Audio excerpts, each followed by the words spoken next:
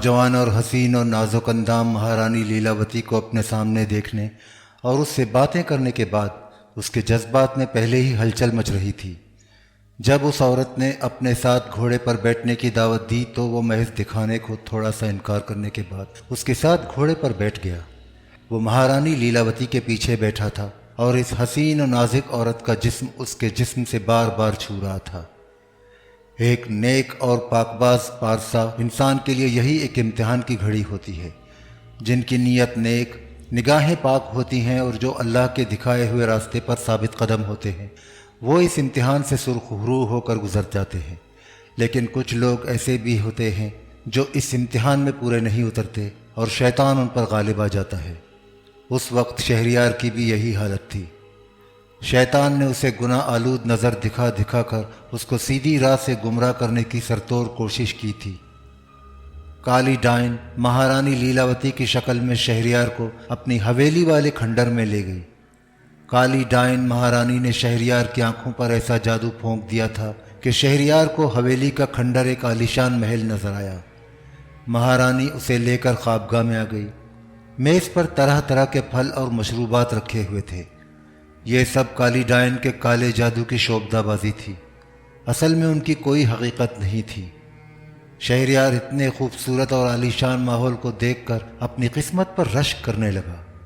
उसको यकीन नहीं आ रहा था कि वो नागनी देवी की कैद और उसके तिलिस्म से आज़ाद होकर इतने हसीन माहौल और इतनी खूबसूरत महारानी की ख्वाबगाह में पहुंच जाएगा। काली डायन महारानी ने शहरियार को अपने पास बिठा लिया और उसे अपने हाथ से मशरूब पिलाया और लजीज और शीनी फल खिलाए। शहरियार की जहनी कैफियत ही बदल गई थी।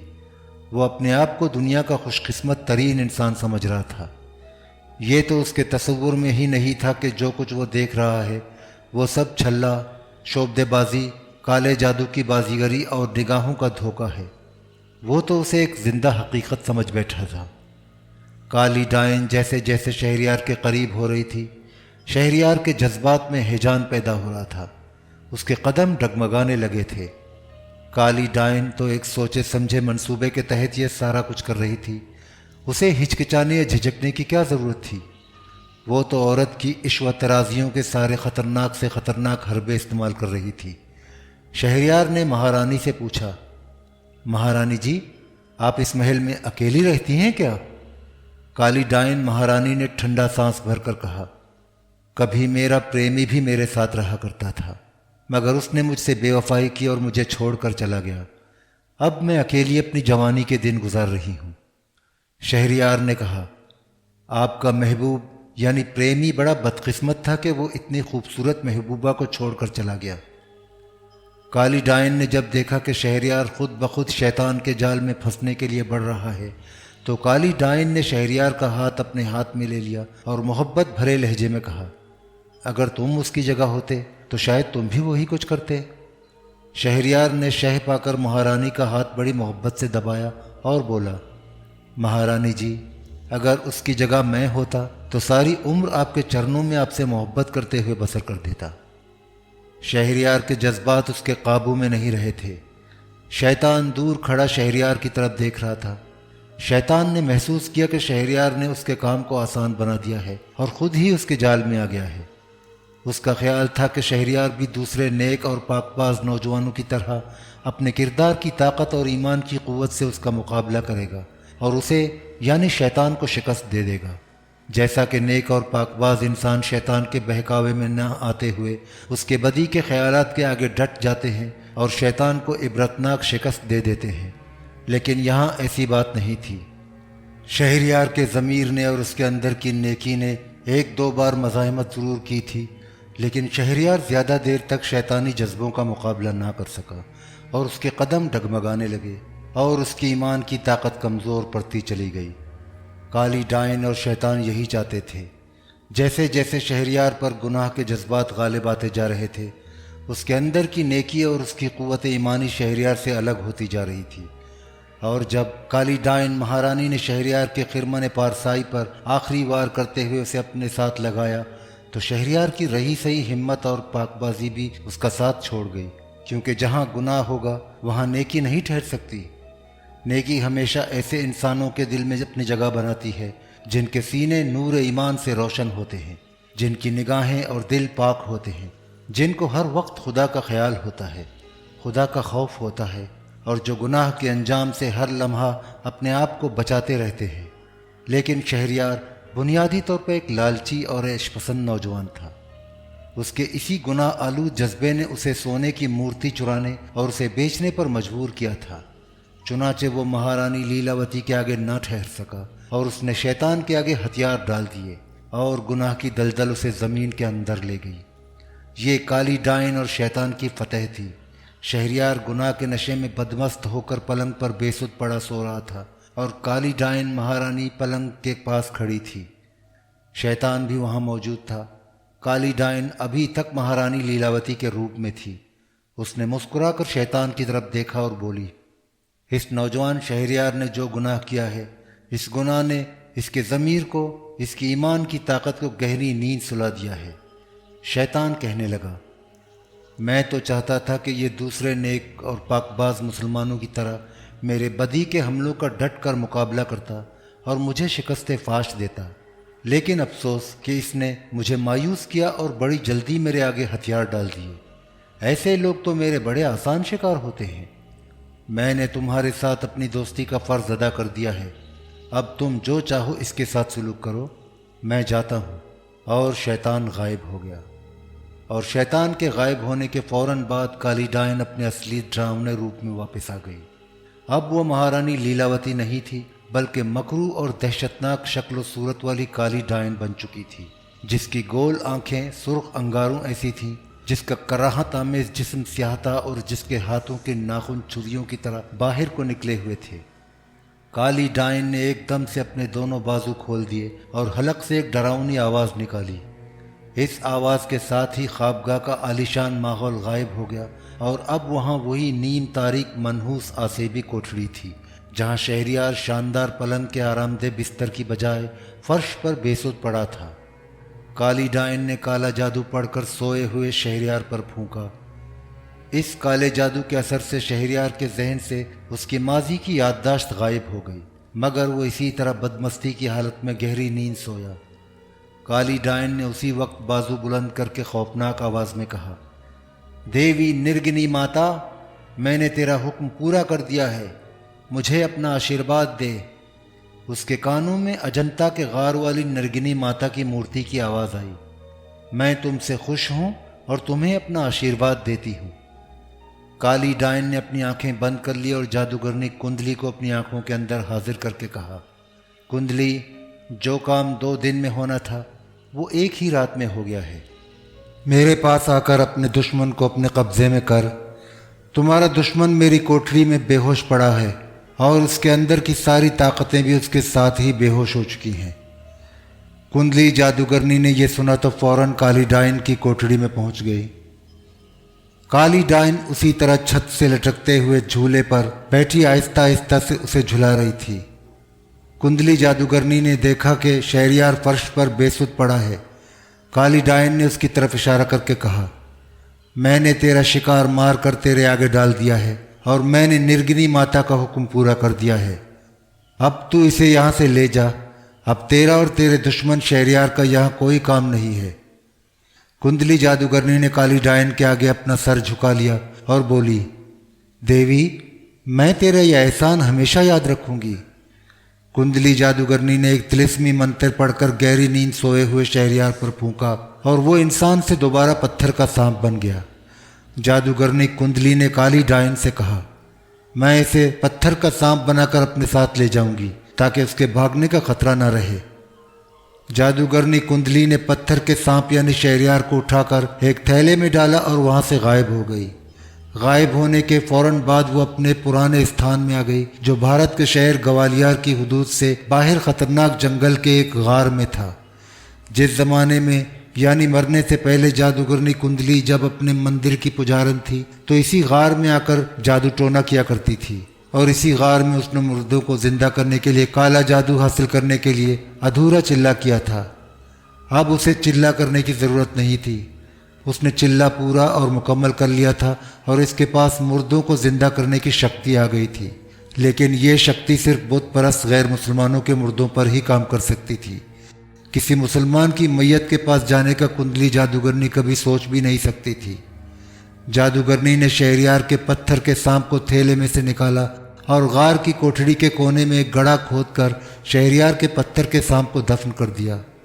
वो अपने दुश्मन से बेफिक्र हो गई थी। अब वो मुर्दों को जिंदा करने वाली अपनी शक्ति को आजमाना चाहती थी। जादूगरनी कुंडली ने उसी वक्त एक फकीरनी का भेष बदला और शहर की जानिब चल दी। शहर में वो फकीरनी बनकर गली कूचों में घूमने लगी। वो ये मालूम करना चाहती थी कि कहीं किसी बुत परस्त हिंदू औरत या मर्द की मौत हुई हो तो वो उस पर अपना मुर्दों को जिंदा करने वाला जादू आजमा सके।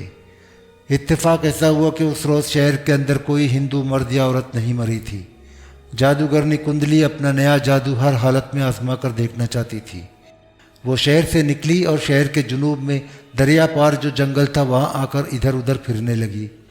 फिरते फिराते जादूगरनी ने जंगल में एक जगह एक लाश पड़ी हुई देखी। वो उसके करीब गई तो देखा कि वो एक मर्द की लाश थी। उसने लाश का जायज़ा लिया। ये लाश एक हिंदू की थी और उसके सीने में ज़ख्म का गहरा निशान था जहाँ खून निकल कर जम गया था। जादूगरनी कुंडली को इससे कोई गरज नहीं थी कि ये लाश किसकी है और ये अपनी मौत मरी है या उसे किसी ने कत्ल किया है। वो लाश के पास बैठ गई और उसने मुर्दों को जिंदा करने वाला मंत्र पढ़ना शुरू कर दिया। मंत्र पढ़ कर वो लाश पर फूंकती जाती थी। 10-12 मरतबा मंत्र फूंकने के बाद लाश में हरकत पैदा हुई। जादूगरनी कुंडली ने यह देखा तो उसका हौसला बढ़ गया। वो ज़्यादा तेज़ी के साथ मंत्र पढ़ने लगी। थोड़ी ही देर बाद लाश उठकर बैठ गई।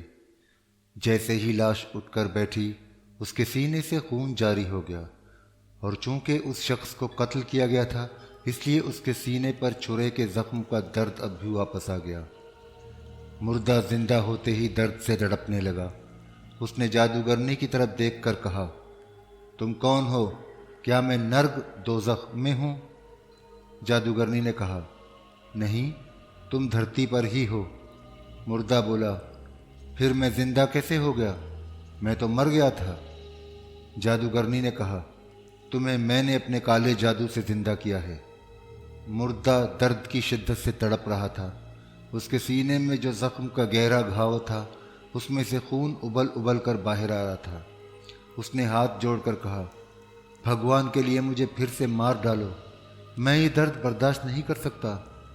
जादूगरनी कुंडली जानती थी कि मुर्दे का ज़ख्म इतना गहरा है कि वो ज़िंदा होकर भी ज़्यादा देर ज़िंदा नहीं रहेगा। उसने अपने जादू को आजमाना था। वो उसने आजमा लिया था और एक मरे हुए आदमी को ज़िंदा कर दिया था। उसने ज़िंदा मुर्दे से कहा, आंखें बंद करके लेट जाओ, मैं तुम्हें फिर से मुर्दा बनाने लगी हूँ। वो आदमी फ़ौरन सीधा लेट गया। जादूगरनी कुंडली ने काले जादू का मंत्र उल्टा पढ़ना शुरू कर दिया। जिंदा होने वाला मुर्दा दर्द की शिद्दत से अभी तक तड़प रहा था मगर वो बिल्कुल सीधा लेटे रहने की भी कोशिश कर रहा था। जब जादूगरनी ने उल्टा मंत्र ख़त्म किया तो जिंदा होने वाला मुर्दा साकित हो गया। वो फिर से मर चुका था। जादूगरनी कुंडली ने अपने चिल्ले की फतेह की खुशी में एक कहकहा लगाया और निर्गिनी देवी की मूर्ति को ये खुशखबरी सुनाने आंध्र प्रदेश के अजंता के गार की तरफ जाने के लिए गायब हो गई। उसकी अदम मौजूदगी में जादूगरनी कुंडली के घने जंगल वाले स्थान के गार में उसकी कोठड़ी खाली पड़ी थी। इस कोठड़ी के कोने में शहरयार पत्थर के सांप की शक्ल में ज़मीन में दफन था। तकदीर का खेल देखिए कि इस जंगल से पाली नाम की एक सपेरन का गुजर हुआ। पाली सपेरन जंगल में सांप पकड़ने के लिए आई थी। पाली सपेरन एक नौजवान सपेरन थी। उसका बाप बहुत ज़बरदस्त सपेरा था और उसने साल हर साल की रियाजत से सांपों के देवता की दोस्ती हासिल कर ली थी। नाग देवता ने बूढ़े सपेरे को वो मंत्र सिखा दिया था जिसको फूंक कर वो सांपों की ज़बान में उनसे बातें कर सकता था और सांपों की ज़बान समझ भी लेता था।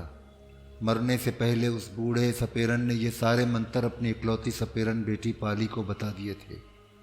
यही वो सपेरन पाली थी जो उस वक्त ग्वालियर शहर से कुछ फासले पर घने जंगल में सांपों की तलाश में फिर रही थी। पाली सपेरन शहर में सांपों का तमाशा दिखाकर अपना पेट पालती थी। उसे यही एक काम आता था। अगरचे पाली सपेरन के पास उसके बाप का दिया हुआ सांपों का बड़ा ज़बरदस्त इल्म था मगर ये मंत्र उसके कभी काम नहीं आए थे क्योंकि उसके सपेरे बाप ने मरते वक्त पाली से वचन लिया था और कहा था, बेटी, मैं सांपों की दुनिया का जो इल्म और जो मंत्र तुम्हें सौंप रहा हूँ उनको कभी अपनी रोज़ी रोटी कमाने के लिए इस्तेमाल न करना। ऐसा करोगी तो ये सारा इल्म और ये सारे मंत्र नाग देवता तुमसे वापस ले लेगा। चुनाचे पाली सपेरन ने बाप को दिए हुए वचन की पालना कर दी थी और उसने सांपों के जादुई मंत्रों का लोगों के सामने कभी मुजाहरा नहीं किया था। हालांकि वो ऐसा करके बहुत दौलत कमा सकती थी। वो पिटारी में सांप रखकर रोज़ाना शहर और गांव-गांव फिरती और बच्चों और बड़ों को सांपों का तमाशा दिखाती और जो थोड़े बहुत पैसे मिलते उसमें गुजारा करती। उसके 2 सांप मर गए थे। उनकी जगह पूरी करने की खातिर वो 2 नए सांप पकड़ने जंगल में आई थी। छड़ी उसके हाथ में थी और वो झाड़ियों में छड़ी डालकर इधर उधर हुई कि शायद वहाँ से कोई सांप बाहर निकल आए और वो उसे पकड़कर पिटारी में रख ले। इस तरह फिरते फिराते अचानक एक जगह से उसे एक अजीब सी बू महसूस हुई। पाली सपेरन वहीं रुक गई। इस बू में सांप की बू भी शामिल थी और इंसान की बू भी थी। पाली सपेरन ने जिस तरफ से बू आ रही थी उस तरफ मुंह करके लंबा सांस अंदर को खींचा। अब उसे साफ तौर पर बू महसूस हुई। इस बू में सांप के साथ किसी इंसान की बू आ रही थी। पाली सपेरन को याद आ गया, उसके सपेरे बाप ने एक बार कहा था, बेटी, अगर कोई सांप धरती पर 100 बरस तक जिंदा रहे तो उसमें इतनी शक्ति पैदा हो जाती है कि वो जब चाहे सांप से इंसान का रूप धार सकता है और जब चाहे इंसान से दोबारा सांप बन सकता है। मगर ऐसा बहुत कम होता है।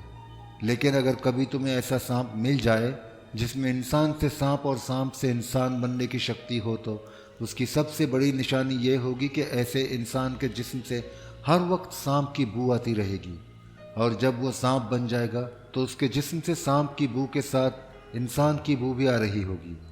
ये सांप अगर किसी सपेरे का दोस्त बन जाए तो वो सपेरा उसकी मदद से लखपति करोड़पति बन सकता है, क्योंकि ऐसा सांप जमीन के अंदर दफन खुफिया खजानों को देख लेता है। पाली सपेरन को बाप की सारी बातें याद आ गई। वो सोचने लगी कि अगर ये कोई ऐसा ही सांप या ऐसा ही सांप इंसान है तो वो उसे पकड़ने की कोशिश करेगी और फिर उसकी मदद से ज़मीन में दबे हुए ख़जाने हासिल करके दौलतमंद बन जाएगी। ये सोचकर पाली सपेरन जिस तरफ से बू आ रही थी उस तरफ चलने लगी। ये बू उसे घने दरख्तों के दरमियान एक छोटे से टीले के पास ले आई। सांप और इंसान की मिली जुली बू उसी टीले के अंदर से आ रही थी। ये वो टीला था जिसके अंदर एक गार में जादूगरनी कुंडली की वो कोठड़ी थी जहाँ ज़मीन में शहरियार पत्थर के सांप की शक्ल में दफन था। इंसान और सांप की मिली जुली बू शहरियार के पत्थर के सांप में से निकल रही थी। इसमें सांप की बू के साथ शहरियार के जिस्म की बू भी शामिल थी जो पत्थर के सांप के अंदर बेहोशी की हालत में मौजूद था। ये याद रहे कि शहरियार की याददाश्त जादूगरनी कुंडली ने गायब कर दी थी। पाली सपेरन ने थोड़ी सी तलाश के बाद टीले के अंदर जाने वाला एक खुफिया रास्ता तलाश कर लिया। इंसान और सांप की बू उसी जगह से बाहर निकल रही थी। ये एक गार का मुंह था। सपेरन इसमें दाखिल हो गई। गार में थोड़ी दूर चलने के बाद वो जादूगरनी कुंडली की कोठड़ी में पहुंच गई। बू उस कोठड़ी से आ रही थी। सपेरन पाली ने इधर उधर देखा। उसे किसी जगह कोई सांप या इंसान दिखाई न दिया। वो सांप इंसान की बू लेने कोने में एक जगह बैठ गई। इंसान और सांप की मिली जुली बू उस जगह ज़मीन से आ रही थी। पाली सपेरन समझ गई कि ये शक्ति वाला सांप इस वक्त इंसान के रूप में नहीं बल्कि सांप के रूप में ज़मीन के अंदर मौजूद है। उसने फर्श की मिट्टी हटानी शुरू कर दी। फर्श कच्चा था और जादूगरनी कुंडली ने कुछ ही देर पहले ज़मीन खोदकर शहरियार के पथरीले सांप को वहाँ दफन किया था। पाली सपेरन ने गड्ढा दोबारा खोद लिया। उसके हाथ किसी पत्थर की शय से टकराए। उसने उसे बाहर निकाल लिया और यह देखकर हैरान हुई कि वो एक पत्थर का सांप था जो एक बालिश के बराबर था। पाली सपेरन ने उसे नाक के पास ले जाकर सूंघा। उसके अंदर से इंसान की बड़ी साफ बू आ रही थी। सपेरन खुशी से बाग बाग हो गई। उसे यकीन हो गया कि ये वही सांप है जो 100 साल तक जिंदा रहने के बाद शक्तिदान हो गया है और इंसान से सांप और सांप से इंसान बन सकता है। वो हैरान थी कि उसे पत्थर के बुत में किसने तब्दील कर दिया है, मगर ये इन बातों को सोचने का वक्त नहीं था। उसने पत्थर के सांप को जल्दी से अपनी पिटारी में डाला और तेज तेज कदमों से चलती गार से बाहर निकली और अपने गांव की तरफ चल दी जहाँ सपेरों की छोटी सी बस्ती थी और जहाँ पाली सपेरन का झोंपड़ा था।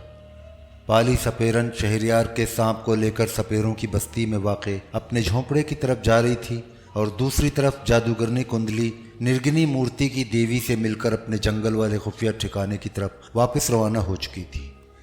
जैसे ही वो अपनी कोठरी में पहुंची, ये देखकर उसके होश उड़ गए कि कोने में फर्श की मिट्टी कुदी हुई थी और शहरयार का पत्थर का सांप गायब था। वो दीवानों की तरह उसे तलाश करने लगी।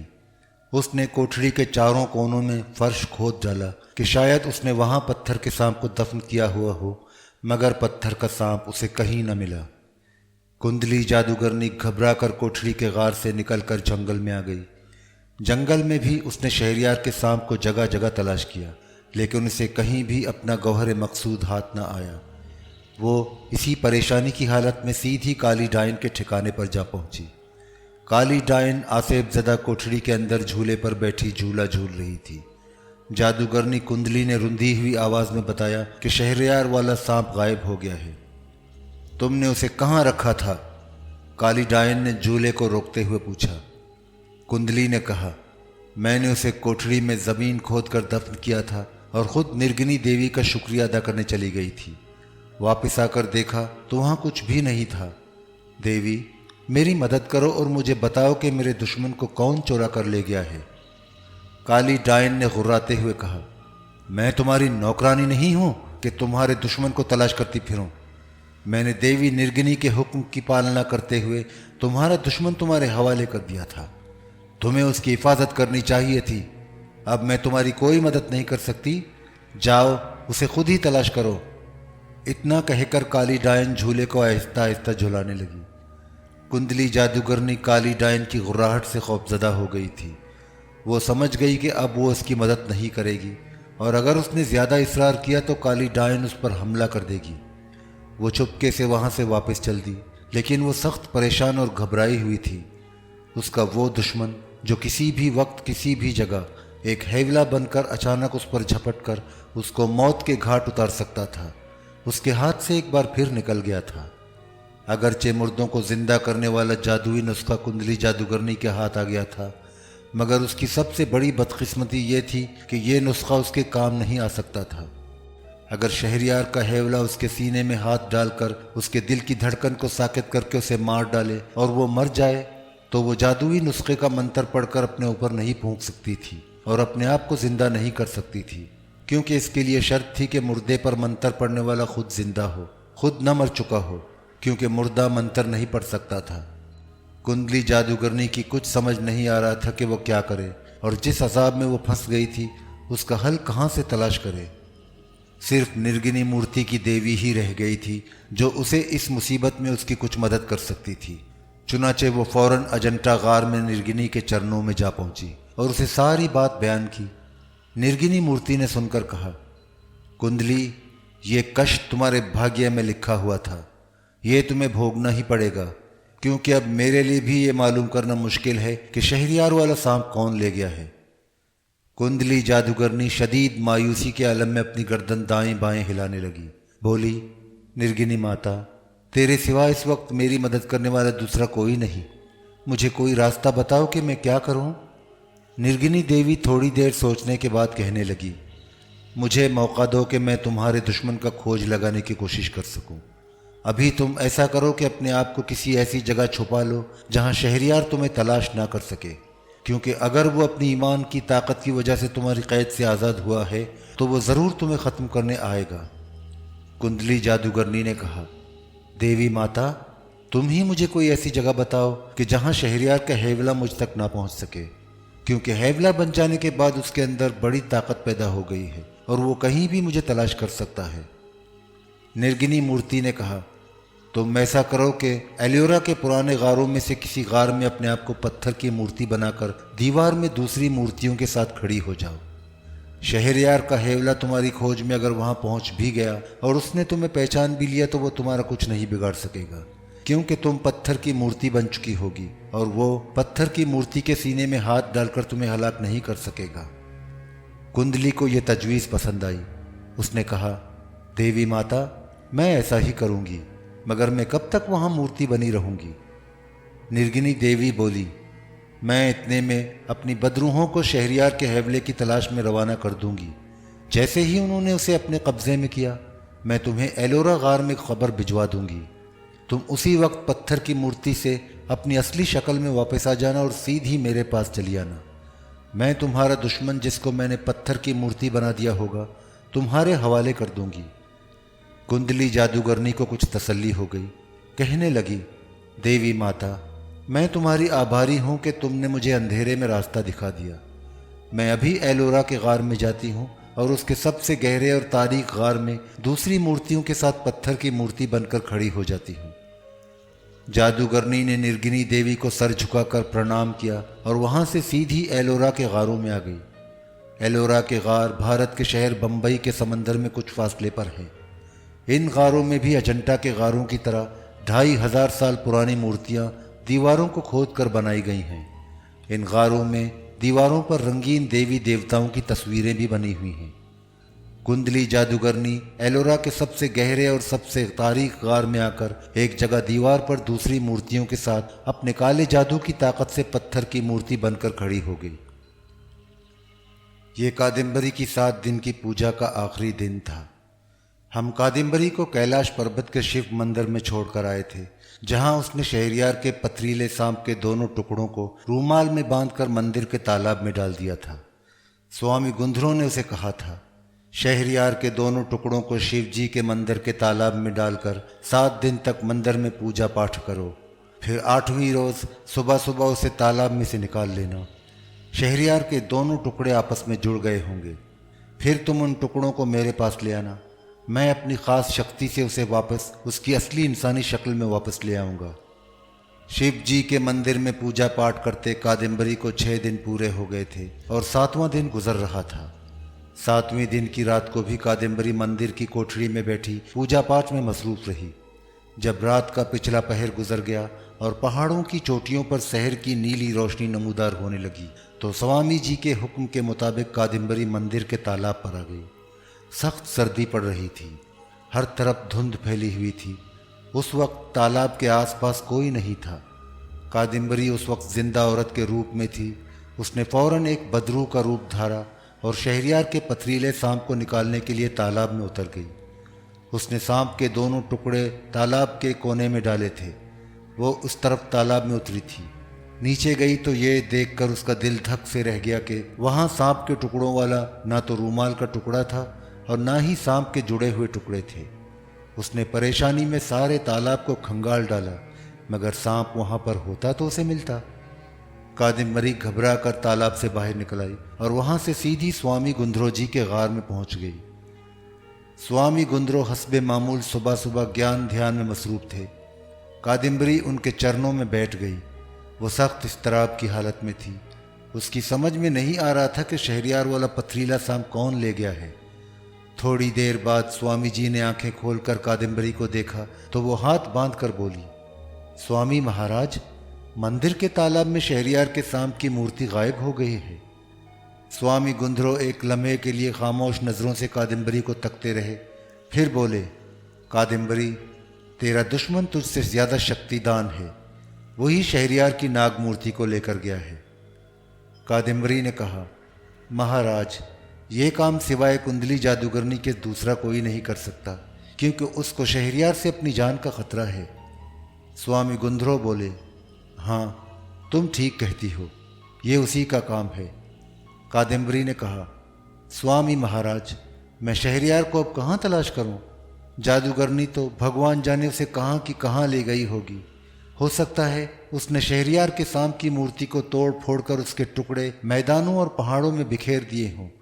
अगर ऐसा हो गया तो मैं अपने आप को कभी माफ़ नहीं कर सकूंगी, क्योंकि सिर्फ मेरी वजह से शहरियार पर यह आफत नाजिल हुई है। अगर मैं उसे धोखे से सरदार शंकर राव के हवाले ना करती तो आज उसकी ये हालत ना होती। स्वामी गुंधरो कहने लगे, मैं तुम्हें ये तो नहीं बता सकता कि शहरियार कहाँ है और किस हालत में है, लेकिन तुम्हें जादूगरनी कुंडली के खुफिया ठिकाने का पता ज़रूर बता सकता हूँ। तुम वहाँ जाकर शहरियार का खोज लगाने की कोशिश करो, क्योंकि मेरा दिल कहता है कि वही उसके सांप की मूर्ति को, जिसके टुकड़े आपस में जुड़ चुके होंगे, तालाब में से निकाल कर ले गई है। कादम्बरी ने कहा, मैं इसी वक्त कुंडली जादूगरनी के ठिकाने पर जाती हूँ।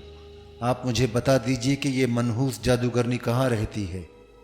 स्वामी गुंधरो ने कहा, मध्य प्रदेश में दरियाए कृष्णा के किनारे शहर ग्वालियर से 2 कोस की दूरी पर एक घना स्याह जंगल है, जहाँ दिन के वक्त भी अंधेरा छाया रहता है।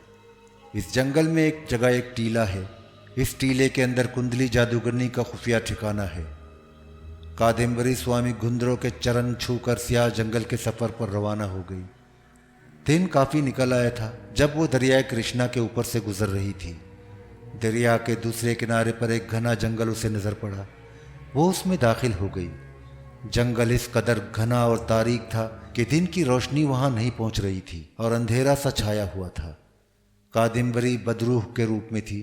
उसे सब कुछ नजर आ रहा था।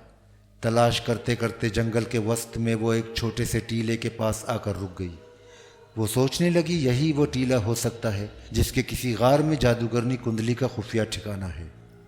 थोड़ी सी तलाश के बाद उसे टीले के अंदर जाने का खुफिया रास्ता मिल गया। वो इस रास्ते में से होकर टीले के गार में आ गई। गार में खूब अंधेरा था। चंद कदम चलने के बाद उसे दाईं जानिब एक कोठड़ी दिखाई दी जिसका दरवाज़ा बंद था। वो बंद दरवाजे में से गुजरकर कोठड़ी में दाखिल हो गई। उसने देखा कि कोठड़ी का फर्श जगह जगह से खुदा हुआ था और मिट्टी की ढेरियां लगी हुई थीं। ये फर्श कुंडली जादूगरनी ने शहरियार को तलाश करते हुए खोद डाला था।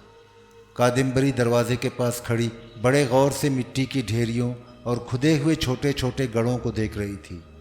दीवार पर लगी हुई बंदरों और इंसानों की खोपड़ियों को देखकर वो समझ गई थी कि यही कुंडली जादूगरनी की कोठड़ी है, मगर वो वहाँ नहीं थी। कादम्बरी ने शहरियार के पथरीले सांप को भी हर तरफ तलाश किया, मगर वो भी उसे किसी जगह न मिला। इसका मतलब यह है कि कादम्बरी जादूगरनी शहरियार के जुड़े हुए पत्थर के सांप को लेकर किसी दूसरी जगह चली गई है। कादम्बरी ने अपने आप से कहा और एक तरफ बैठकर सोचने लगी कि कुंडली जादूगरनी शहरियार को कहाँ ले गई होगी। उसे सिर्फ एक ही डर था कि कहीं कुंडली ने शहरियार से हमेशा के लिए छुटकारा हासिल करने के वास्ते उसके छोटे छोटे टुकड़े करके उन्हें मैदानों और पहाड़ों में न बिखेर दिया हो। अगर उसने ऐसा कर दिया है तो फिर कादम्बरी के वास्ते भी शहरियार को तलाश करना नामुमकिन था। दूसरी तरफ उसको ये फिक्र भी लगी हुई थी कि वो अपने पुराने और ख़तरनाक दुश्मन करीहुल मंजर भुतने शंकरराव के इलाके में थी। अगर उसकी छोड़ी हुई बदरूहों ने उसे देख लिया तो वो उसे उसी वक्त अपने काबू में कर लेंगी और उसे शंकरराव के पास ले जाएंगे। इस तरह कादम्बरी को अपनी जान की भी फिक्र थी। काफ़ी देर सोचने के बाद उसने आखिर स्वामी गुंधरो के पास जाने का फैसला कर लिया। वो उसी लम्हे कोठरी से निकली और जंगल में से होती हुई दरिया के किनारे पहुंचकर गायब होकर कैलाश पर्वत आ गई।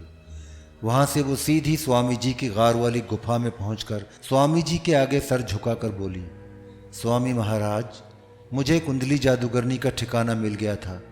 मैंने वहाँ उसे हर जगह तलाश किया, मगर ना वो कहीं नज़र आई और ना ही मुझे शहरियार की सांप की मूर्ति ही मिली है। मैं वापस आपके चरणों में आ गई हूँ, क्योंकि जिस जंगल में कुंडली जादूगरनी का खुफिया ठिकाना है वो इलाका सरदार भुतने शंकरराव का इलाका है और उसकी बदरूहें ज़रूर वहाँ मुझे तलाश करती होंगी, इसलिए वहाँ से वापस आपके पास आ गई हूँ। आप मुझे बताएं कि मैं शहरियार को कहाँ तलाश करूं। स्वामी गुंधरो कहने लगे, कादम्बरी, तुम अभी कुछ दिन शिव मंदिर में ही रहो। यहाँ तुम्हें कोई खतरा नहीं होगा। तुम मेरी रक्षा में होगी। मैं अपने गुंधरो को कुंडली जादूगरनी का खोज लगाने के लिए आज ही रवाना कर देता हूँ। जब तक वो वापस ना आए तुम यहाँ से कहीं ना जाना। कादम्बरी ने कहा, महाराज, मैं आपके हुक्म पर अमल करूँगी। स्वामी गुंधरो ने कहा, जाओ, तुम शिव जी के मंदिर में चली जाओ।